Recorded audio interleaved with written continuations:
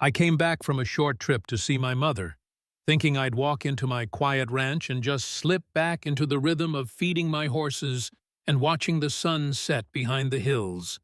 Instead, what I saw almost knocked the breath out of me. My land, my 40 acres of blood-earned peace, was wrapped in a tall steel fence like a prison yard. At the front gate, a heavy padlock dangled in the morning light, and a sign read in bold letters, "Private HOA property, no trespassing."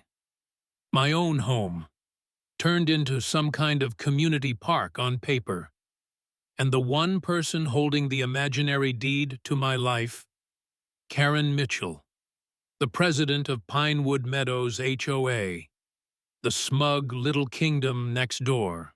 My name's Mark Davis, and after 20 years as a firefighter, I bought that ranch to finally breathe.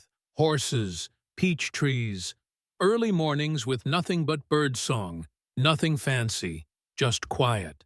And for a while, it worked, until the developers showed up, built their pastel-colored houses right along my property line, and handed Karen the crown of their shinier new HOA.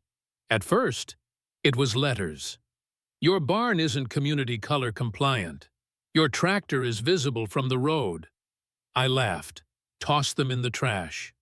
My ranch wasn't part of their HOA, and I had the paperwork to prove it. But Karen didn't care about paperwork. She cared about control. One day, a man with a badge that said community representative knocked on my door. Donald, Karen's lapdog. He gave me a speech about shared aesthetics and visual harmony. I told him if he wanted harmony, I had a fresh pile of horse manure to match his tie. He left red-faced. But Karen didn't back down. Soon, surveyors were snooping around my fence line, snapping pictures, pretending to measure. I knew they were cooking something, but I didn't expect they'd go as far as fencing me out of my own land, 2 days away. And suddenly, I was the trespasser. I rattled that padlock like it would break under the weight of my fury, but it didn't budge. And for a moment, I stood there stunned. How do you even fight something like that? An entire neighborhood with lawyers, with rules, with fake authority? I could have called the sheriff, could have started screaming. But instead, I got quiet. Quiet can be sharper than rage. I called an old friend who owed me a favor and asked him to check who owned that strip under the gate. A week later, I was the owner of the land that held the shed and the only key to the fence. I didn't announce it. Not yet. I waited. Saturday, HOA picnic. The clubhouse lawn full of folding chairs and plastic cups of lemonade. I pulled up in my old pickup, stepped out with a private property sign, and hammered it into the dirt. Donald came charging over, polo shirt tucked too tight into khakis, hissing, "What the hell do you think you're doing?" I didn't even look up. Posting on my land. His face drained like someone pulled the plug. I pulled the key out of my pocket, twirled it, and said, "Guess I'll let myself into my own ranch whenever I damn please." He sputtered, Karen fuming behind him. That was the first time I saw fear in their eyes, but it wasn't the last. The very next morning, a convoy of SUVs and golf carts rolled down their manicured road like they were invading a foreign country. Donald was in front, flanked by a stone-faced lawyer. Karen herself came dressed like she was running for office, clipboard in hand. They parked right on my porch.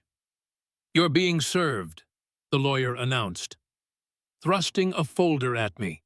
According to their maps, my ranch was now internal green space. Karen smiled that saccharine smile and said, "It's for the good of the community." My knees went weak.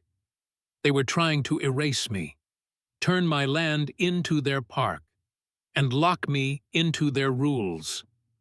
I almost lost it. Almost. That night I sat in the barn. My dog Ranger curled at my feet, the smell of hay mixing with the sharp sting of fear in my chest. I stared at the beams above me and asked myself if I'd made a mistake buying this land. If maybe I was the stubborn fool fighting an army I couldn't win against. I thought about selling, walking away, finding some quiet corner elsewhere.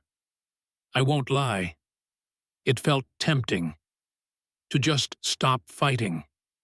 But then I looked at Ranger, at the horses, at the sweat I'd poured into every fence post and peach tree, and I realized if I walked away now, I'd never stop running. That was the night my doubt turned into steel.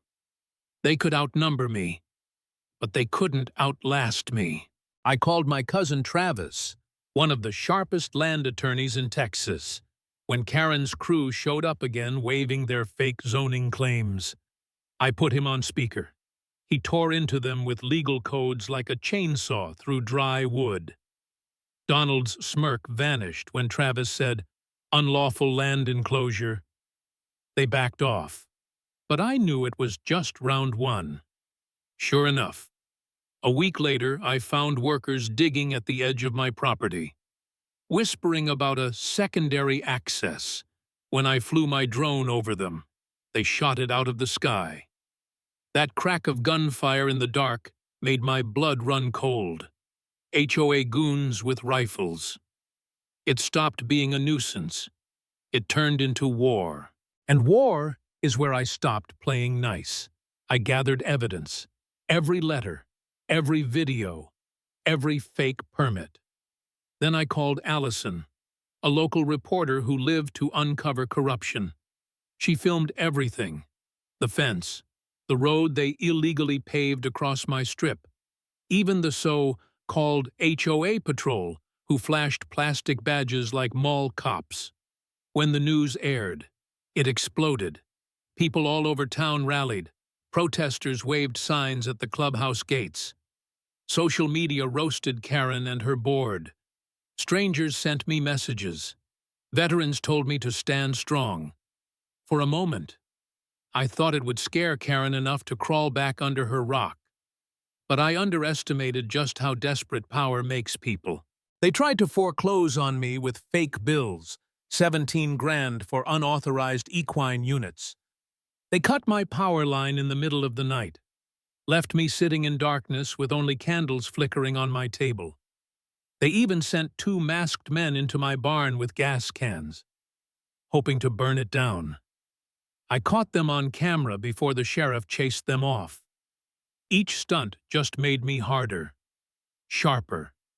And then, in a twist I'll never forget, their own lawyer showed up at my gate in the middle of the night. Beatrice Langford, always smug, always polished, looked broken. Her hair was messy, heels scuffed, voice shaking. She held out a flash drive and whispered, "I'm done. This has everything. Emails, plans, forged documents. They went too far." Then she walked away into the dark. When the court date came, I walked into that courtroom with Travis beside me, shoulders square even though my stomach was tied in knots. On the other side sat Karen, Donald, and half the HOA board, drowning in binders and fake evidence. I didn't have mountains of paper. I had truth. Travis stood and said, "We're not here to defend. We're here to expose." One by one, we laid it all out. The illegal fence, the forged foreclosure, the sabotage, the gunfire, the road scam. And then we dropped the flash drive. The judge listened in silence, pen tapping. When the last email appeared on the screen, Karen ordering her board to make Davis's land unlivable until he caves, you could feel the air change. The judge leaned back, eyes sharp as glass.